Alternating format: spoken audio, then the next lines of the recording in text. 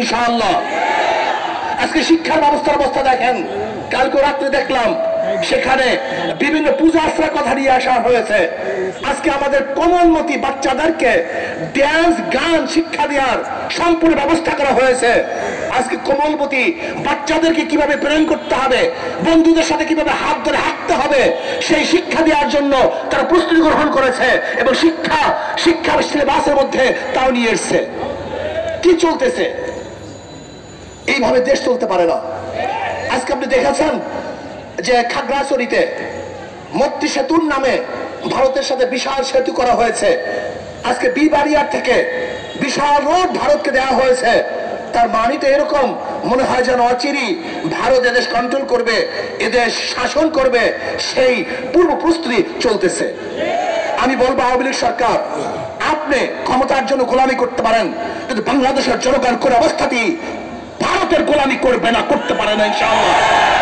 যদি রক্ত দিতে হয় আমরা রক্ত দেব, জীবন দিতে হয় জীবন দেব, জেল খাটতে হয় জেল খাটবো, কিন্তু বাংলাদেশের জনগণ কোন দেশের গোলামি করবে না, করবে না, করবে না ইনশাআল্লাহ।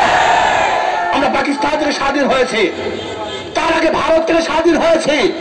প্রয়োজনে এই স্বাধীনতা রক্ষা করার জন্য আরেকবার ইনশাআল্লাহ আন্দোলন করব, সংগ্রাম করব, এই দালাল সরকার উৎখাত করবই করবো ইনশাআল্লাহ।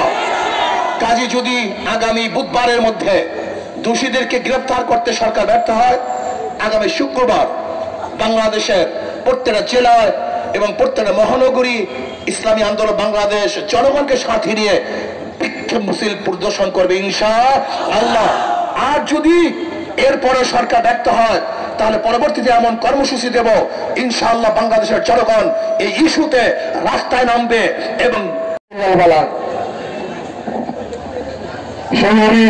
বন্ধুগণ, ফরিদপুর মধুখালীতে বর্বরচিত হামলায় নৃশংসভাবে শহরের 2 শ্রমিক নিরীহকে হত্যার প্রতিবাদে এবং জড়িতদের গ্রেফতার এবং দৃষ্টান্তমূলক শাস্তির দাবিতে ইসলামী আন্দোলন বাংলাদেশ ঢাকা মহানগর উত্তর দক্ষিণ কর্তৃক আয়োজিত বিক্ষোভ মিছিল পূর্ব সমাবেশে এখন প্রধান অতিথির গুরুত্বপূর্ণ বক্তব্য রাখছেন ইসলামী আন্দোলন বাংলাদেশের সংগ্রামী সম্মেলনের সম্মানিত সভাপতি, নেতৃবৃন্দ,